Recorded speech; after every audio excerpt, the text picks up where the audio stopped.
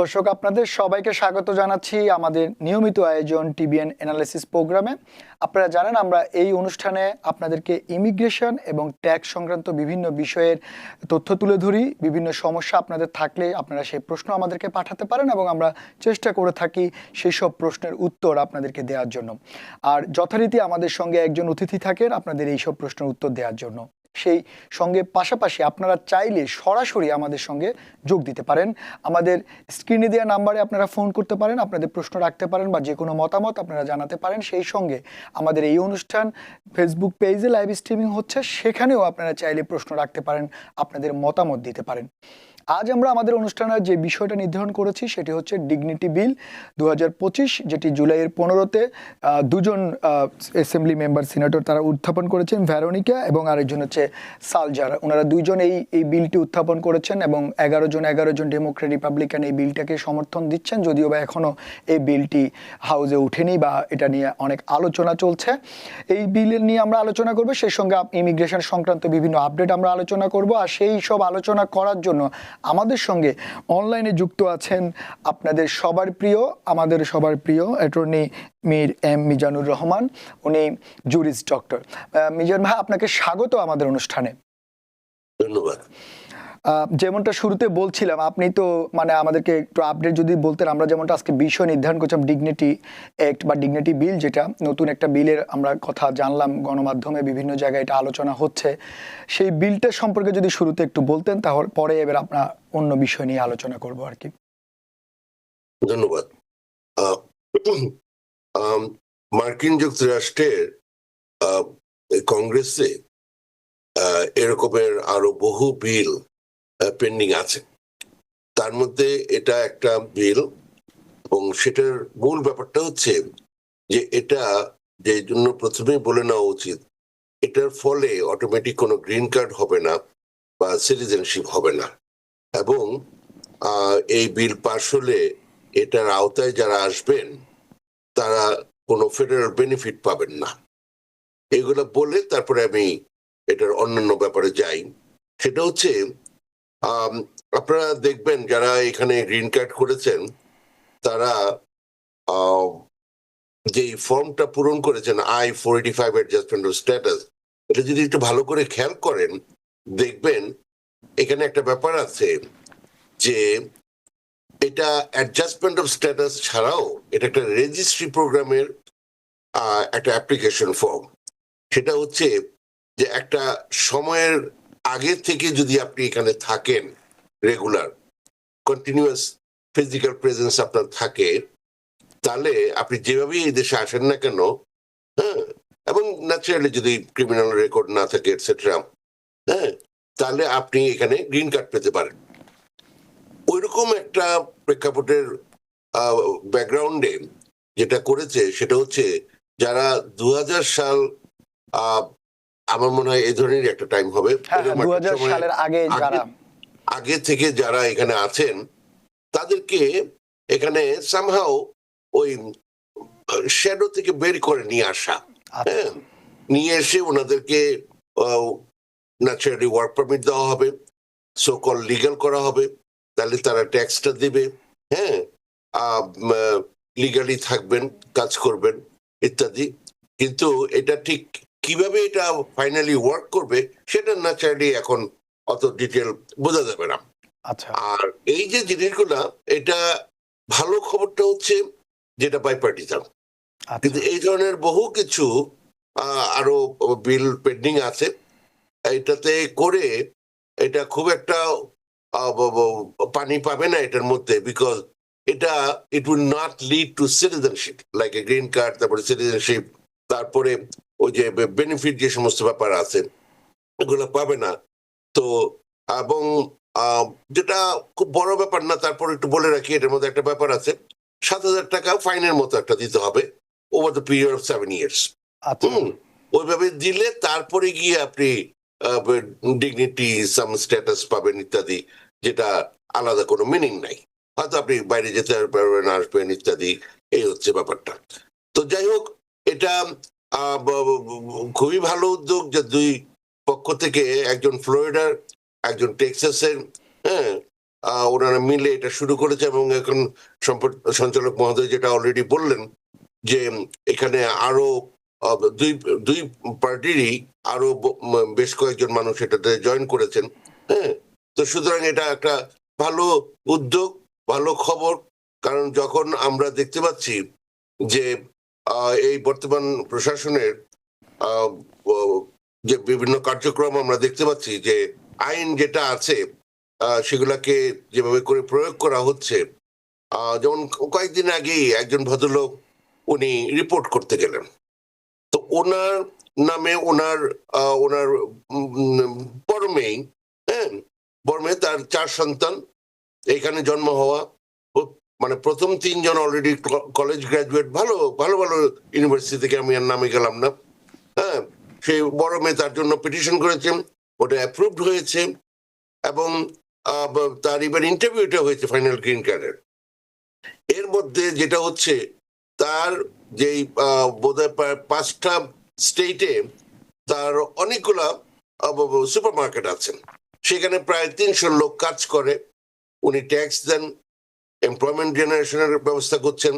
হ্যাঁ, ওনার শুধুমাত্র 2007 সালে প্রায়, মানে বুঝতেই পারতেছেন 7 সাল আর এটা 25 সাল, প্রায় 20 বছর আগে ওনার একটা ড্রাইভিং মানে DWI ছিল, যেটাও এমন ভাবে জিনিসটা হয়েছিল যে এটা কোনো ক্রিমিনাল, এটা ক্রাইম না আর কি, ফর্মালি এটা একটা ট্রাফিক ভায়োলেশন, এইভাবে করে শেষ হয়েছিল এটা।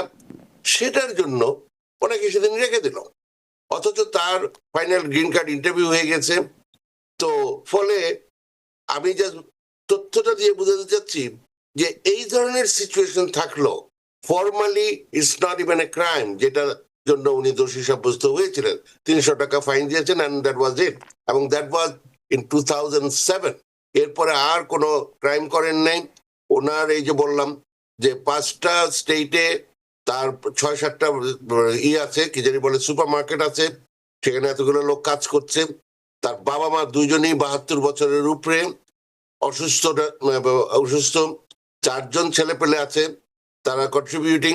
তো এই রকমের একজনের অবস্থার মানুষও, হ্যাঁ, ওনাদের মানে উনি রিপোর্ট করতে গিয়েছেন, উনি রেগুলার রিপোর্ট করছেন, হ্যাঁ, এবং সবসময় কোঅপারেট করেছেন।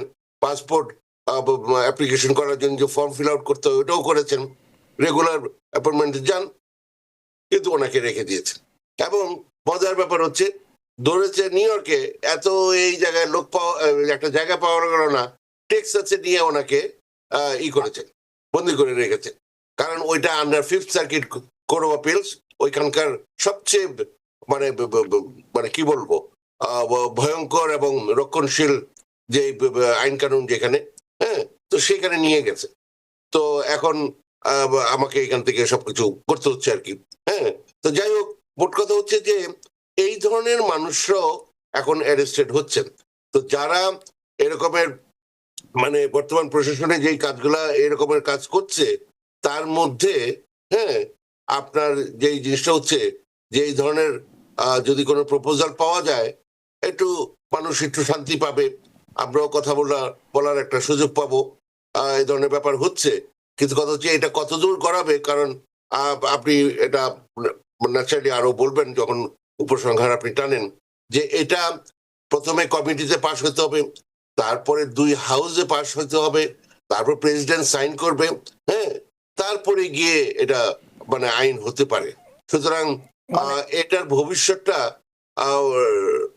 Like other dozens of other bills যেগুলা হয়, এবং এগুলা আলোর মুখ কবে আবার দেখতে পাবে আমি ঠিক বলতে পারছি না। আমি খুব আশাবাদী না।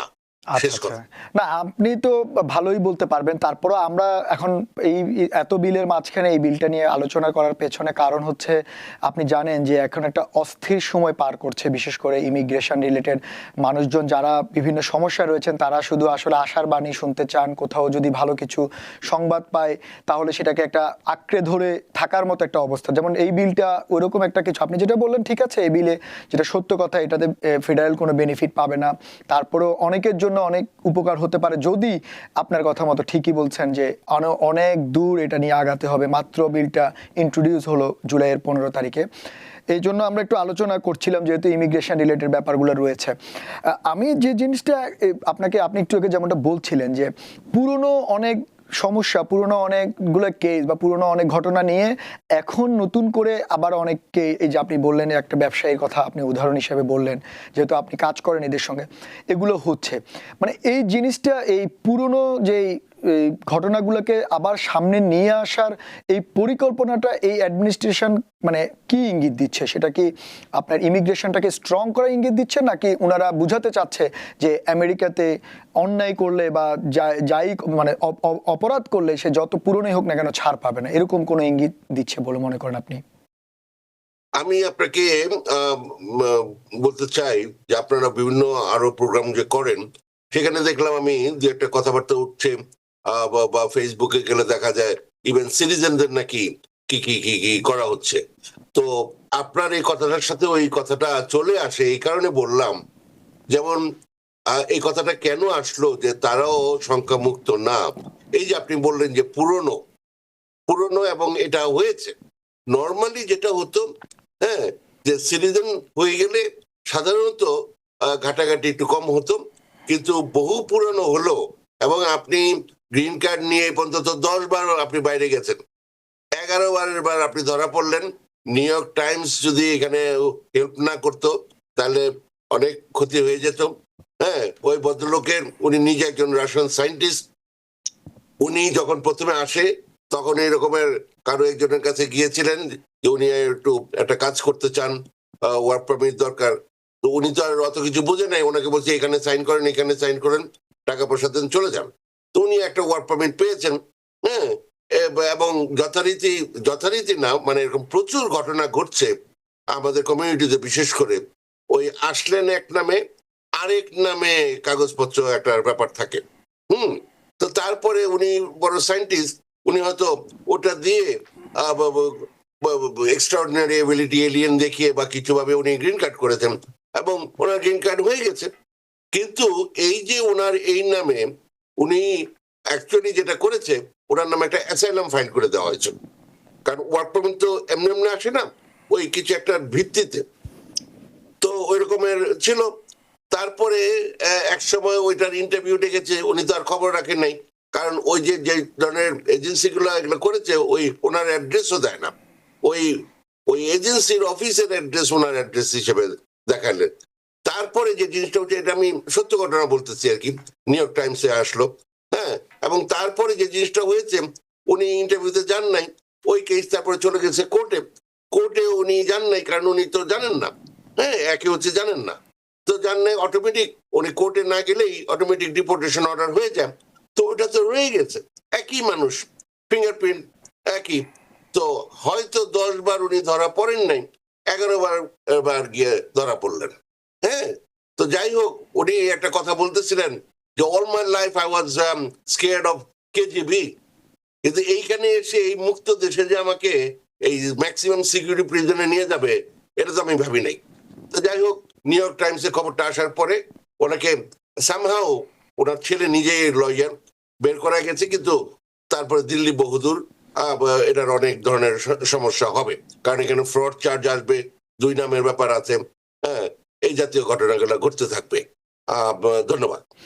তার মানে আপনি যেমনটা বলতে চাচ্ছিলেন, মানে আপনি যে কথাটা বুঝাতে আছেন যে উনার সঙ্গে হয়নি বলে আরেকজনের সঙ্গে হবে না, এরকম ধারণা থাকা যাবে না। কারণ যার সঙ্গে হচ্ছে ঘটনাগুলো, উনি কিন্তু জানে যে কি কারণে হচ্ছে, বা উনি কি ধরনের অন্যায় করেছিল, বা উনি কি ধরনের ফ্রড করেছিল। কারণ আমাদের ব্যক্তি বিশেষে এই ব্যাপারগুলো ভ্যারি করে।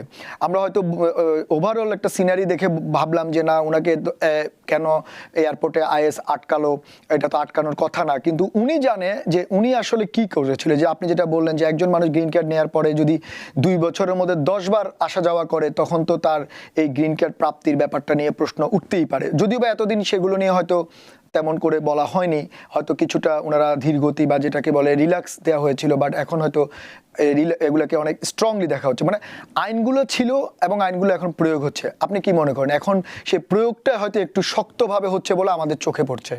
অ্যাবসলিউটলি। যেমন আপনি বললেন যে আপনি গ্রিন কার্ড চাচ্ছেন কি জন্য, আপনি এখানে পার্মানেন্টলি থাকবেন। আপনি এখানে কোনো রকম ওই 1 বছর শেষ হওয়ার 2 দিন আগে এসে আবার 2 দিনের পর আবার দেশে চলে যান, এগুলা বন্ধ। কবে কাকে এভাবে ধরবে আপনি ভাবতেও পারবেন না, এবং তখন ওই চোখের পানি নাকের পানি একসাথে হবে, কিছুই করা থাকবে না। এগুলো একটা। আরেকটা জিনিস হচ্ছে এই যে শোনা যাচ্ছে যে এই যে ব্যাপারগুলা, এখানে আমি বলি যে আপনি যদি গ্রিন কার্ডে অ্যাপ্লাই করেন, যদি আপনার এটা না হয়, আপনি যদি ডিনাইড হন, তাহলে ন্যাচারালি আপনি motion to reopen, motion to reconsider এই ধরনের করবেন, কারণ I-485 অ্যাডজাস্টমেন্ট অফ স্ট্যাটাসে আপিলটা নাই, গেল। But some sort of appeal, motion to reconsider গেল। তো তখন আপনার ওইটা সময় থাকে 30 দিন আপনার বেলায়, কিন্তু গভর্নমেন্টের বেলায় এই ধরনের কোনো 30 দিনের কোনো ব্যাপার নাই। তা আপনার গ্রিন কার্ড হয়েছে কোনো কারণে আপনার উপরে খেপলো, এই যে যেমন এখন দেখা যাচ্ছে একে ধরে কি ধরবে, ওকে নাকি ধরবে, এগুলা কিভাবে করবে সেটার ব্যাপারটা তাকে বোধহয় বোঝানো হয়েছে যে এই ধরনের কোনো 30 দিনের কোনো ব্যাপার নাই। তো 30 দিনের ব্যাপার নাই, সে বহু আগে হয়তো তার যদি এখানে কেউ জন্ম না নিয়ে থাকে তাইলে এই সমস্যার মধ্যে যে কেউ পড়তে পারে, আমি এটা বলে দিলাম। হ্যাঁ, তো তখন তারা এই কেসটা রিওপেন করে যে কোনো অ্যাডজাস্টমেন্ট অফ স্ট্যাটাস যারা এখানে গ্রিন কার্ড করেছেন প্রত্যেকটা ডিসক্রিপশনারি আফটার অল, হ্যাঁ, কেসটা রিওপেন করার পরে from discretionary point of view থেকে বলে দিতে পারে আমরা তার গ্রিন কার্ড দিব না, কিচ্ছু করার নাই। নাম্বার 2, ধরেন সিটিজেনশিপ হয়ে গেছে, প্রথম 2 বছরের মধ্যে যদি এরকম কিছু হয় যে বের করা যায় যে আপনি গ্রিন কার্ড এইভাবে সেভাবে করেছেন, তাইলে আপনার দায় দায়িত্বটা আপনার উপরে টু প্রুভ যে আপনি ফ্রড করেন নাই, এবং সেটা ডিসিশন হবে অ্যাডমিনিস্ট্রেটিভ কোর্টে, দ্যাট ইজ ইমিগ্রেশন কোর্টে। সেই জন্য প্রথম 2টা বছর খুবই সিরিয়াস একটা ব্যাপার। 2 বছর হয়ে গেলে তারপরও পারে কিভাবে, তখন ডিস্ট্রিক্ট কোর্টে যেতে হয়, ফেডারেল আর্টিকেল 3 কোর্টে যেতে হয়, আর the burden of proof is on them, US অ্যাটর্নির উপরে, টু প্রুভ যে আপনি ফ্রড করেছেন। তো ফলে ওরা ততটা ঘাটাতে চায় না যতটা একবার শিওর না হইয়া। কিন্তু কথাটা হচ্ছে যে সিটিজেন হওয়ার পরও আপনার বিপদ আসতে পারে, এবং সেটার এই হচ্ছে ব্যাখ্যাটা। তো ফলে ওইটা বা এই যে গ্রিন কার্ড নিয়ে আপনি যাওয়া আসা করতেছেন, যতবার আপনি ভিতরে আসতে নিবেন বাইরে গিয়ে, it's a new green card you are getting, new admission. সুতরাং যদি কারো কোনো ব্যাকগ্রাউন্ডে কোনো সমস্যা থেকে থাকে কোনো ধরনের, শুধু ক্রাইম না, হ্যাঁ, অন্য নামে কোনো ওয়ার্ক পারমিট ছিল ইত্যাদি ইত্যাদি, আপনারা একটু কাইন্ডলি বিবেচনা করবেন যে আপনারা কি করতেছেন। ধন্যবাদ। যেমন আপনি অনেক সুন্দর করে এই জিনিসটা বলেছেন। আসলে আপনি তো আসলে অনেক দিন ধরে আমাদের টিবিএন এর প্রোগ্রাম করছেন, বারবার আপনি এই কথাগুলো সতর্ক করছেন, কমিউনিটির লোকজনদেরকে বারবার বোঝানোর চেষ্টা করছেন। আপনাদের এই প্রফেশনের বাইরে এসেও আপনারা কমিউনিটি সার্ভিস দিয়ে যাচ্ছেন যাতে মানুষগুলো ঠিকমতো এখানে নিরাপদে থাকতে পারে। এই জন্য আসলে বিশেষ ধন্যবাদ আপনাকে। আমাদের কয়েকজন দর্শক আমাদের সঙ্গে রয়েছেন, আমরা একটু প্রশ্নগুলো নিয়ে আমরা বাকি আলোচনায় আসছি। আমাকে 1 মিনিট সময় দেন। এই যে কথাটা বললেন তাহলে এটা বলতেই হয়, হ্যাঁ, এটা আমি সুযোগ পেলে আমাকে বলতে দিতেই হবে। এটা হচ্ছে আপনাদের মতো যারা মানুষেরা এখানে আছেন বলেই আমাদের মতো বহু প্রফেশনাল লোকেরা আজকে আমরা এই পর্যায়ে আসতে পেরেছি। ধন্যবাদ। আমরা প্রশ্নে যাই। ধন্যবাদ আপনাকেও। দর্শক, আপনি আপনার নাম বলে প্রশ্নটি করুন। হ্যালো, আসসালামু আলাইকুম। ওয়ালাইকুম আসসালাম। আমি সুমাইয়া টিবিএন থেকে, টেনিসি থেকে বলছি। হ্যাঁ, বলুন। আমার হাজবেন্ডের ওয়ার্ক পারমিট রিনিউয়ের জন্য অ্যাপ্লাই করেছি। ওর এক্সপায়ার হবে সেপ্টেম্বরের 25 তারিখে, আর মে মাসের 7 তারিখে ইউএসসিআইএস এর ফাইলটা জমা করেছে আমরা অ্যাপ্লাই করার পরে। ওরা আমাদেরকে রিসিভিং লেটার পাঠিয়েছে এবং অনলাইন অ্যাকাউন্ট ক্রিয়েট করার জন্য পাসওয়ার্ড টাসওয়ার্ড এগুলো পাঠিয়েছে। তো আমি অনলাইন অ্যাকাউন্ট ক্রিয়েট করেছি, করার পরে আমি দেখতে পাচ্ছি যে কোনো আপডেট আপাতত নাই। তো আমি জানতে চাচ্ছিলাম যে ওয়ার্ক পারমিট রিনিউয়ের জন্য অ্যাপ্লাই করলে ওটা কি এক্সপায়ার হওয়ার পরে আসে নাকি এক্সপায়ার হওয়ার আগে চলে আসবে, বা কিরকম সময় লাগতে পারে? আচ্ছা, আপনি রিনিউর জন্য অ্যাপ্লাই করেছেন না? জি জি, মে মাসের 7 তারিখে ওরা পেয়ে গিয়েছে, রিসিভিং লেটারও চলে আসছে। আচ্ছা, আপনি আমাদের কিন্তু সঙ্গে গত 2 মাসে কোনো আপডেট আমি পাইনি অনলাইনে অ্যাকাউন্ট ক্রিয়েট করার পরে। আচ্ছা, আমরা বুঝতে পারছি, আপনি আমাদের সঙ্গে থাকুন। সেপ্টেম্বরের 25 তারিখে এক্সপায়ার হবে। আচ্ছা, মিজান ভাই, আপনি শুনলেন উনি ওনার ওয়ার্ক পারমিট, ওনার হাজবেন্ডের ওয়ার্ক পারমিট রিনিউর জন্য অ্যাপ্লাই করেছেন, 2 মাস হয়ে গেছে, কোনো আপডেট পাইনি। সেপ্টেম্বরে ওনার ওয়ার্ক পারমিটের এক্সপায়ারেশন চলে যাবে এবং উনি জানতে চাচ্ছে যে কখন নাগাদ ওয়ার্ক পারমিটটা আসবে এবং এক্সপায়ার্ড হয়ে গেলে কোনো সমস্যা হবে কিনা। ইন জেনারেল অ্যাবাউট 3 মাসের মতো একটা ব্যাপার আছে, আগেও আসে আবার অনেকের অনেক পরেও আসে। আপনার যে ওই রিনিউর, তার মানে আগের যে কার্ডটা আর ওই যে অ্যাপ্লাই করেছেন মে মাসে, ওটার যে রিসিট নোটিশটা, এই দুইটা জিনিস আপনার সাথে থাকা বাঞ্ছনীয়। হ্যাঁ, এবং আপনার যে এটার যে বেস, যে অ্যাপ্লিকেশনের যে ব্যাপারটা, হ্যাঁ, এটা কিসের ভিত্তিতে মানে ওয়ার্ক পারমিটের ব্যাপারটা, সেটাও একটু যে সে উনি সিটিজেন, ওনার হাজবেন্ডের জন্য উনি পিটিশন করেছেন, সেটা একটা ব্যাপার হতে পারে, উনি অ্যাসাইলাম সিক করতে পারেন। তো এগুলোর যে রিসিট নোটিশ গুলা, এগুলো খুব হ্যান্ডি রাখা দরকার। এগুলো ফোনে অনেকেই ছবি তুলে রাখে, কিন্তু দুই একটা জিনিস আছে যেগুলো আমার মতে একবারে হার্ড কপি রাখা উচিত। তো এগুলো থাকলে, কারণ অনেক সময় নার্ভাস হয়ে গিয়ে ওটা খুঁজে পাওয়া যায় না, বিভিন্ন কিছু। তো এটা হচ্ছে ব্যাপার। তো সেপ্টেম্বরের আগে যদি চলে আসে আমি অবাক হব না। এটা সময় মতোই করা হয়েছে এবং আশা করছি সব ঠিকঠাক মতোই হবে। এটার জন্য ভয় পাওয়ার কিছু নেই। ওনার যে কার্ডটা আছে আর পরের যে কার্ডটা করার জন্য যে রিসিট নোটিশটা আছে, এই দুটা জিনিস যেন সাথে থাকে। ধন্যবাদ। আচ্ছা, আমি একটু এটার সঙ্গে একটা সম্পূরক প্রশ্ন করতে চাই। যদি রিসিভ নোটিশ পাওয়ার পরে কতদিন, রিসিভ নোটিশের মধ্যে কি কোনো মেয়াদ থাকে? যদি কোনো কারণে দেরি হয়, অনেকে বলে রিসিভ নোটিশ পাওয়ার পরে 6 মাস মেয়াদ থাকে বা রিসিভ নোটিশটাকে ব্যবহার করা যায়, এটা কি কিনা? এগুলা যাই থাকুক বা যে যেভাবে দেখুক, কিন্তু এটা সাম সর্ট অফ সেফগার্ড। এটা এমপ্লয়ারকে দেখানো বা নিজের জন্য যে এই জিনিসটা পেন্ডিং আছে। হ্যাঁ, এই হচ্ছে কথা। যতদিন এটা পেন্ডিং আছে ততদিন পর্যন্ত একটা ভালো খবর। এটা হচ্ছে। ঠিক আছে, আমাদের আরো একজন দর্শক রয়েছেন, আপনি নাম বলে প্রশ্নটি করুন। জি, আসসালামু আলাইকুম। ওয়ালাইকুম আসসালাম, আমরা শুনতে পাচ্ছি, বলুন। জি, আমার নাম সবুজ, আমি নিউ ইয়র্ক থেকে বলছি। হ্যাঁ, বলুন সবুজ ভাই। আমার প্রশ্নটা হলো, আমি, আমার ওয়াইফ, আমার মেয়ে, আমার ছেলে, আমরা 4 জন গ্রিন অ্যাসাইলাম অ্যাপ্রুভ হয়েছিল 2022 সালে। আমরা গ্রিন কার্ডের জন্য অ্যাপ্লাই করছি 2023 সালে।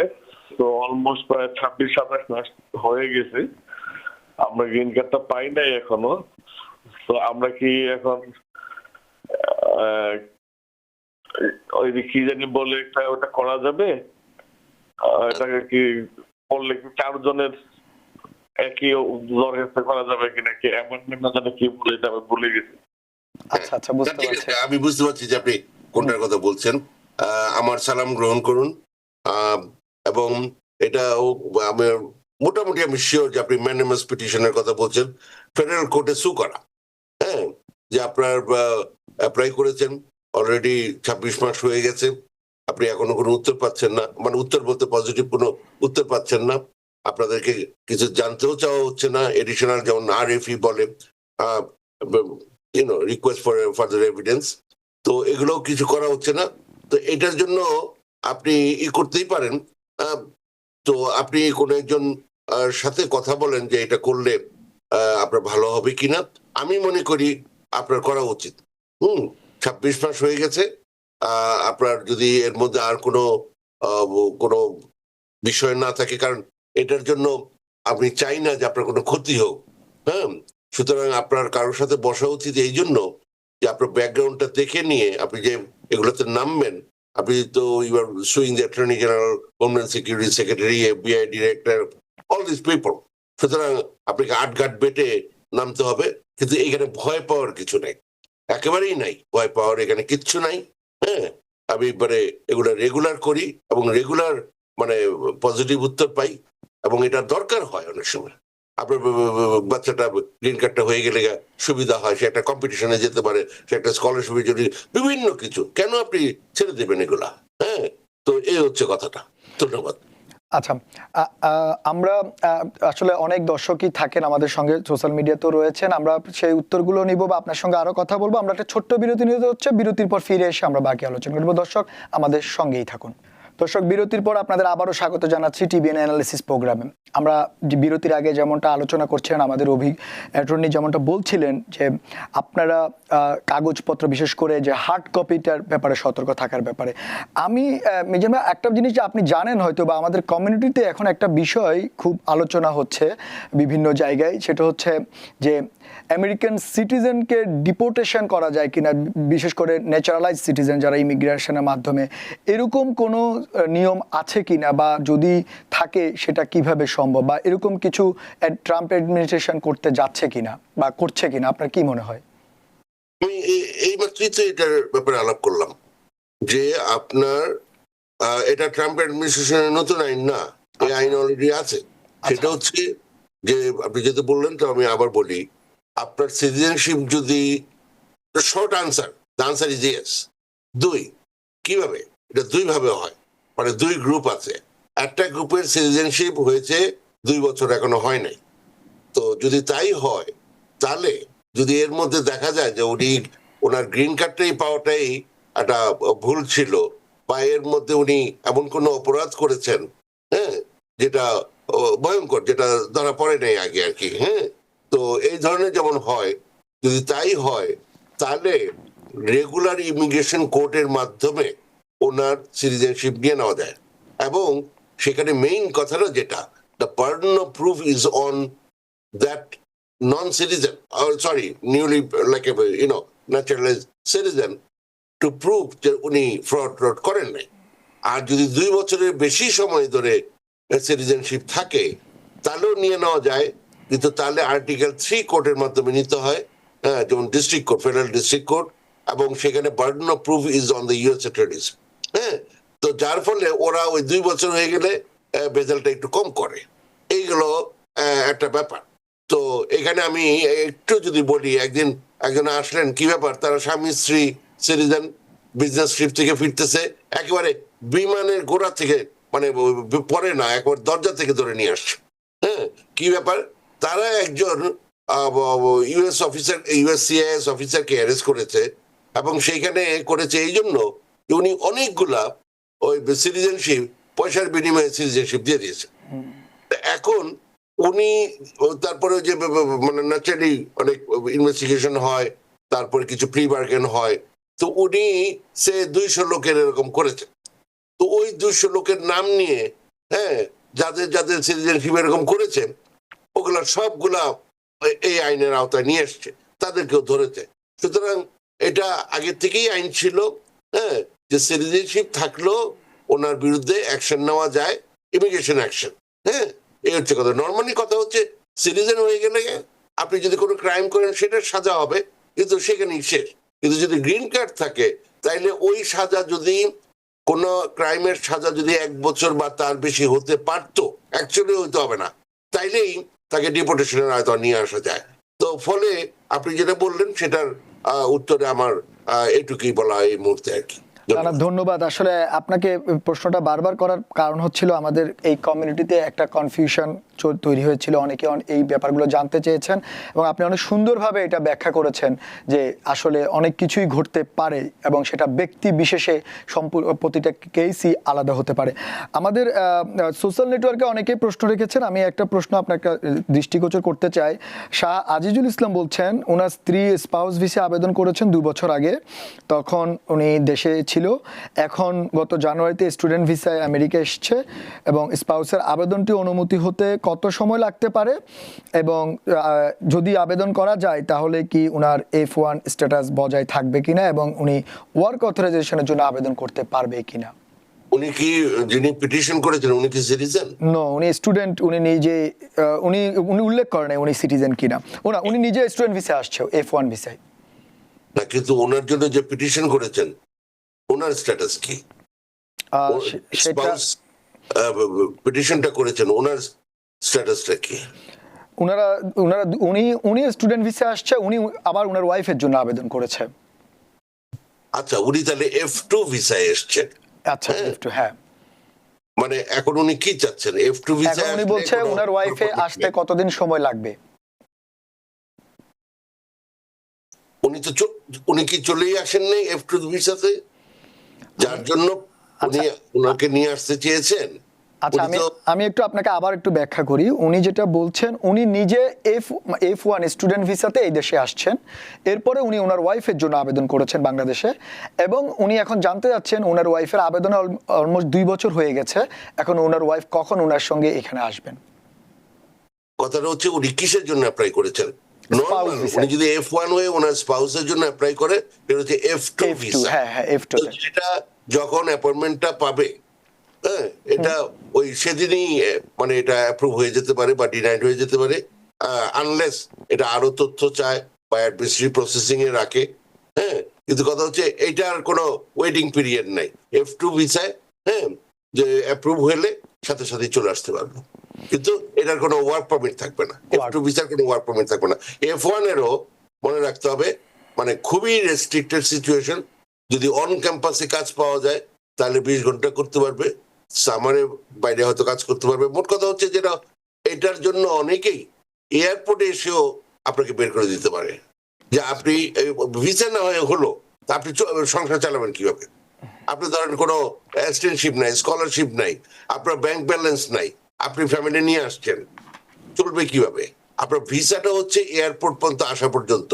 যদি আপনি ওখানের মানে ঠিক মতো উত্তর না দিতে পারেন যে কিভাবে এই যে দুজন মানুষ হয়তো দেখা গেলো বাচ্চা কাচ্চাও আছে, সবাই মিলে আসতেছে, খুবই খুশির খবর, হ্যাঁ এখানে আসবে, টাইম স্কোয়ার দেখবে ইত্যাদি, ভালো কথা, কিন্তু তারপরে তো চলবে কেমন সংসার? যদি উত্তর ঠিক মতো না দিতে পারেন ওখান থেকে চলে গেলে আমি অবাক হব না। এই গত 3 মাসের মধ্যে এই ধরনের একটা ঘটনা ঘটেছে, এবং সেটা যে একেবারে নিউ ইয়র্ক হইতে এমন কোনো কথা নাই, যে কোনো জায়গায় হতে পারে। তার মানে হচ্ছে যে আসলে সবকিছুরই একটা ভ্যালিড লজিক কারণ বা প্রশ্ন করলে প্রশ্নের উত্তর থাকা জরুরি সবার জন্য, না হলে সঠিক উত্তর দিতে না পারলে সমস্যায় পড়তে হতেই পারে। আমাদের আরো কিছু দর্শক আমাদের ফোনে আছেন, আমরা একটু প্রশ্নগুলো নিয়ে আসি। দর্শক আপনি নাম বলে প্রশ্নটি করুন। জি হ্যাঁ, ওয়ালাইকুম আসসালাম, আমরা শুনছি, আপনি প্রশ্ন করুন। জি আমরা শুনতে পাচ্ছি, বলুন আপনি। আমার একটা প্রশ্ন, আমি 2022 সালে বর্ডার ক্রস করে আমেরিকাতে আসি। আমি পেরোলে আসছিলাম, এখন আমি কিছু ওয়ার্ক পারমিট, সোশ্যাল সিকিউরিটি আমার কাছে আছে, কিন্তু আমার অনলাইনে চেক করে দেখা যাচ্ছে visa status, application status close. এখন আমি সেক্ষেত্রে কি করতে পারি? কি ধরনের অ্যাপ্লিকেশন? Asylum application. হ্যাঁ, আপনি বর্ডারে কোন জায়গাতে আসছেন? কোন ইন্সপেকশন সেন্টারে আসছেন, যেমন এয়ারপোর্ট? জি, আমি ডিটেনশন হয়ে বর্ডার ক্রস করে আমি ডিটেনশন হয়ে পেরোলে বের হয়ে আসছি। আপনি যদি পেরোলে বের হয়ে থাকেন, সেই জন্যই প্রশ্নটা যে আপনি কি কোনো বর্ডার, যেমন ডেজিগনেটেড বর্ডার পোস্ট, যেমন ল্যান্ড বর্ডার, হ্যাঁ কি এয়ারপোর্ট হলে যেমন এয়ারপোর্টে ওইরকম কোনো জায়গায় এসছেন যেখানে আপনার ইন্সপেকশন হয়? কারণ তা না হইলে আপনার পেরোলে বেরোর মানে ওই যে প্রথমে যে পেরোল যেটা, তাহলে আপনি অ্যারাইভিং হন, সেটা হয় নাই। আপনি প্রথমে ডিটেনশনে ছিলেন, তারপরে আপনাকে বেরোতে দিয়েছে, কিন্তু সেই পেরোল আর এই পেরোল এক না, কিন্তু আপনি অ্যাসাইলাম সিক করেছেন। তো তাহলে আপনার ওয়ার্ক পারমিট যদি থাকে, এখন আপনার মানে ইস্যুটা কি? আপনার কি কোনো কোর্টে ডেট আছে, হিয়ারিং ডেট? না, আমার ডেট কোর্টের কোনো ডেট নাই, বা আমার ইয়াটা অনলাইনে উঠে নাই, কিন্তু এখন দেখাচ্ছে আমার কেসটা ক্লোজ হয়ে গেছে। আচ্ছা, আপনি কি এক্সপেডিটেড রিমুভালে ছিলেন সেটা আপনার চেক করতে হবে, কারণ প্রথমে ওই এয়ারপোর্ট বর্ডারে আসলে আপনার একটা ইন্টারভিউ হয়েছে, সেই ইন্টারভিউতে যদি আপনার ক্রেডিবল ফিয়ার ইন্টারভিউ বলে, সেখানে যদি আপনি পাস না করেন, তাহলে আপনাকে এক্সপেডিটেড রিমুভাল যেটাকে বলে সেটা করে আপনাকে অর্ডার অফ রিমুভাল দিয়ে এটা ওই জাজের কাছে পাঠানো হয়, এবং নর্মালি মোটামুটি অলমোস্ট 100% তারা ওই অ্যাফার্ম একটা ঘর আছে ওইখানে টিক দিয়ে দেয়। তো গেলে আপনার মানে কেসটা ক্লোজ হয়ে গেল, যদিও আপনাকে বের হতে দিয়েছে, কিন্তু এখানে আপনার এই কাগজপত্রগুলো নিয়ে আপনার একজন কারোর সাথে বসা উচিত, হ্যাঁ, যে আপনি এখন কি করবেন। কারণ এরপরে যদি আপনার কেসটা ক্লোজ থাকে, আমি ক্লোজ বলতে কি বুঝালেন আমি জানি না, একটা হচ্ছে ডিসমিসড, একটা টার্মিনেটেড, একটা হচ্ছে অর্ডার অফ রিমুভাল, বলে এটার মধ্যে কোনটা হয়েছে সেটা দেখানো দরকার। মানে আমি আশা করি আপনি বুঝবেন যে আপনার স্পেসিফিকটা না জেনে আমি খুব বেশি কিছু আপনাকে হেল্প করতে আমি ব্যর্থ আর কি, আমি অত মানে আমি পারলাম না আর কি, এই হচ্ছে কথাটা। কিন্তু কথাটা হচ্ছে যে আপনার ওই ওয়ার্ক পারমিট থাকলো, এগুলো হচ্ছে জাস্ট টেম্পোরারি একটা মেজার। আপনার মেইন জিনিসটা হচ্ছে আপনি যে অ্যাসাইলামটা সিক করেছেন, হ্যাঁ, ওইটাকে আপনার ফাইট করা উচিত। কারণ আপনি একটা দেশ থেকে আসছেন, আপনি ভীত, আপনি হয়তো অত্যাচারিত হয়েছেন, আপনার একটা জেনুইন কেস আছে, সেটা নিয়ে আপনার ফাইট করা উচিত। ধন্যবাদ। ধন্যবাদ আপনাকে। আমাদের সোশ্যাল নেটওয়ার্কে আলাউদ্দিন আলো, আপনি যে প্রশ্নটি করেছেন আমাদের অতিথি একটু আগে এটার উত্তর দিয়েছেন যে আপনার ওয়ার্ক পারমিট আসতে যদি দেরি হয় আপনি অপেক্ষা করেন অথবা আপনি তাদের সঙ্গে যোগাযোগ করেন। এটা কখন আসবে আসলে এটা বলার কেউ বলতে পারবে না, কারণ অনেক ব্যাকলগ রয়েছে। আমাদের আরো একজন সুযোগ দেন এই ব্যাপারে, ইউএসসিআইএস যে ওয়েবসাইটটা আছে সেখানে গেলে একটু 2 সেকেন্ড স্ক্রল করলেই 3টা জিনিস এখানে আপনি ক্লিক করতে পারেন। প্রথমটা হচ্ছে আপনার যেই কেস নাম্বারটা আছে, এলিয়েন নাম্বার না, আপনার যে রিসিপ্ট নাম্বারটা আছে, ওই যে যেই ভদ্রলোকের উত্তর দিচ্ছেন বা এরকমের অনেকে থাকতে পারে এরকমের, তারা দেখতে পারেন যে স্ট্যাটাসটা কি, এগুলো একটা। কিন্তু তারপরের ধাপটি হচ্ছে প্রসেসিং টাইম। সেখানে আপনি ক্লিক করে আপনি কিছু প্রশ্নের উত্তর দিবেন, 3টা প্রশ্ন। একটা হচ্ছে এটা কি I-765 গেলেন, তারপর এটা কিসের ভিত্তিতে, সেইখানে আরেকটা ঘর আছে সেটা দিলেন যেমন অ্যাসাইলামের ভিত্তিতে। তারপর হচ্ছে কোন সার্ভিস সেন্টারে বা কোন অফিসে এটা পেন্ডিং আছে সেটা ওই যে রিসিপ্ট নোটিশটার একদম নিচে বাম দিকে লেখা আছে, ওইটা দিলেন। তখন বেড়ে যাবে যে আপনার কতদিন এটা লাগতেছে। ওটার থেকে যদি বেশি লাগে আপনি অনলাইনেই ইনকোয়ারি করতে পারেন। তো ফলে আপনি কাইন্ডলি ওইটা করে দেখতে পারেন। ধন্যবাদ। ধন্যবাদ আপনাকে। আমাদের আরো একজন দর্শক রয়েছেন, আপনি দর্শক নাম বলে প্রশ্নটি করুন। হ্যালো, আসসালামু আলাইকুম। ওয়ালাইকুম আসসালাম, শুনতে পাচ্ছি, বলুন আপনি। আমি জামাইতে বলছি, নাম খুরশেদা বেগম।